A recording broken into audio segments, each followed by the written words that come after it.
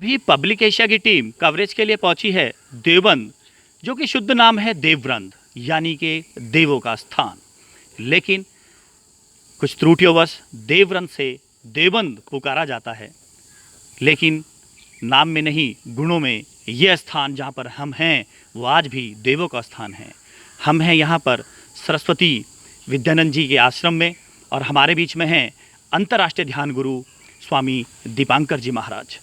इनसे आज बात करेंगे कि जैसे लॉकडाउन को धीरे धीरे खोला जा रहा है अनलॉक का नाम लेकर, तो क्या स्वामी जी अनलॉक 1 जैसे कि चल गया है और देवबंद क्षेत्र में भी अनलॉक खुल रहा है, तो आपको क्या लगता है कि अनलॉक 1 से कुछ बेनिफिट होगा या अभी कुछ लग रहा है कुछ नुकसान है?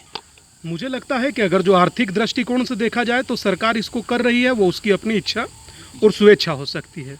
मगर मैं कहूँगा कि जब 300 लोग संक्रमित थे तो तब हम लॉकडाउन कर दिए, 3 लाख संक्रमित हुए तो लॉकडाउन खोल दिए।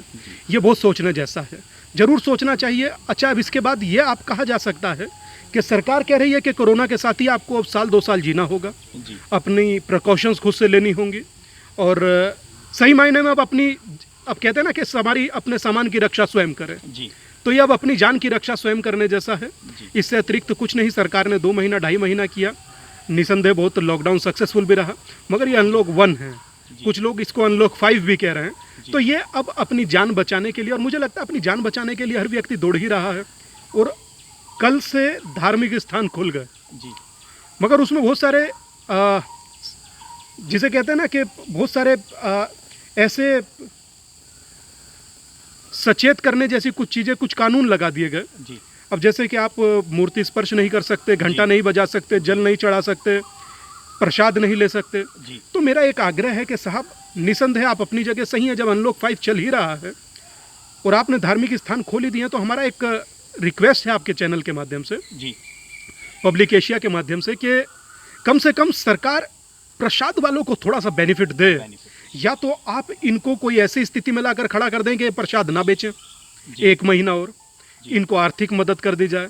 और अगर जो नहीं कर सकते, 70 दिन से 73 दिन से प्रसाद नहीं बेच रहे हैं, ये ना हो कि इनके साथ ही स्थिति ऐसी हो जाए इन्हीं का प्रसाद कोई और बेच दे।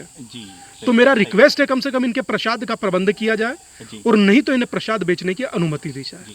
स्वामी जी, जैसे आश्रम में पहले हवन होता था, यज्ञ होता था, और तो क्या कल जैसे 8 तारीख को खुल गए थे धार्मिक स्थल, तो क्या हमारे आश्रम में भी यज्ञ हो रहा है? नहीं, अभी हमने शुरू नहीं किया। मुझे लगता है सरकार का अपना आदेश है, और सरकार का आदेश निसंदेह शिरोधार्य।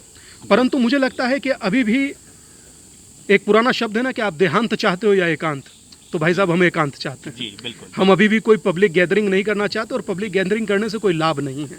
उसके लाभ की हानि हम लोग देख रहे हैं क्या हो रही है। 3 लाख के लगभग संक्रमित होने जा रहे हैं। तो हमें लगता है कि जितना हो सके हम लोगों को अभी डिस्टेंस मेंटेन करना चाहिए।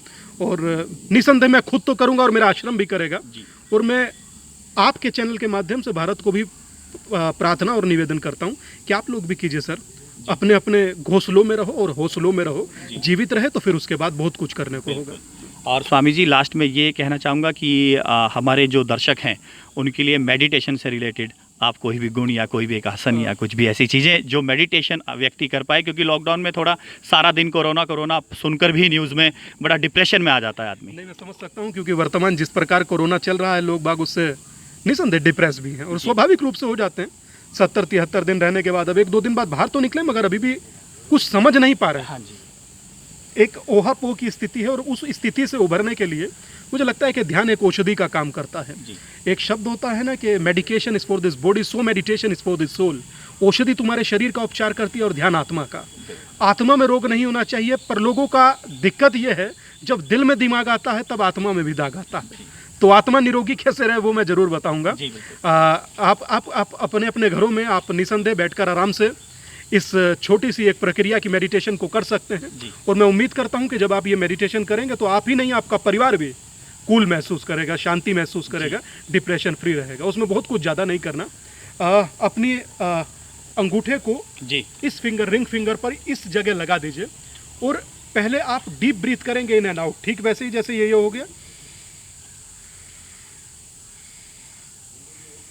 11 टाइम्स आप डीप ब्रीथ करेंगे इन एंड आउट।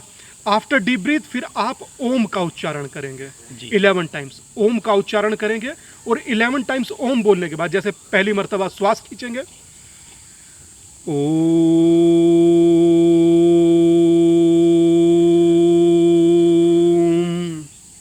इस प्रकार आप पहले डीप ब्रीथ करेंगे 11 टाइम, फिर आफ्टर 11 टाइम आप ओम का उच्चारण करेंगे और उसके बाद आंखों को बंद कर लेंगे। सबसे पहले जिसे भी आप मानते हैं, अगर आप अपने आराध्य को मानते हैं तो उससे प्रारंभ कीजिए, उसको आंख बंद कर कर देखने की कोशिश कीजिए, आईब्रोज के बीच, भ्रुकुटियों के बीच। मैं उम्मीद करता हूं आप थोड़ा भी ध्यान लगाने में सक्षम हो पाए तो लॉकडाउन आपके लिए वरदान हो जाएगा, जी। कोरोना आपके लिए करुणा में परिवर्तित हो जाएगा। और बुद्ध का एक पहला शब्द था कि हसीबा, खेलीबा, करीबा, ध्यान। तो हंसते हंसते, खेलते खेलते आपका ध्यान हो। और मुझे लगता है कि ध्यान किया नहीं जाता, ये एक प्रक्रिया है, आप पहुँचे तो ध्यान हो जाता है। जी, बहुत बहुत धन्यवाद।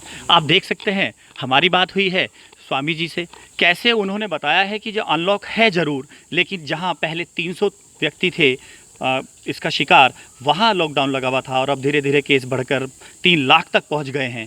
लेकिन क्या करें, अर्थव्यवस्था भी हमें देश की देखनी है, कुछ फैसले राष्ट्र हित में भी लेने होते हैं। लेकिन अगर सामाजिक दूरी बनाएंगे, जैसे कि लॉकडाउन धीरे धीरे खुल रहा है, उसका भी हमने ध्यान रखना है और अपनी जान की परवाह खुद करनी है, खुद अपने सामान की हमें रक्षा करनी है। और इन द लास्ट उन्होंने एक मेडिटेशन क्रिया जो हमारे चैनल के माध्यम से आप लोगों को करके दिखाई है, वो आप देखें और उसको करें, घर पर यूज करें, तो ज़रूर कोरोना करुणा में बदलेगा। पब्लिक एशिया से हेमंत अरोड़ा अपने सहयोगी अशोक रोहिला व ब्यूरो चीफ वीरेंद्र चौधरी के साथ संवाददाता विकास गिरधर।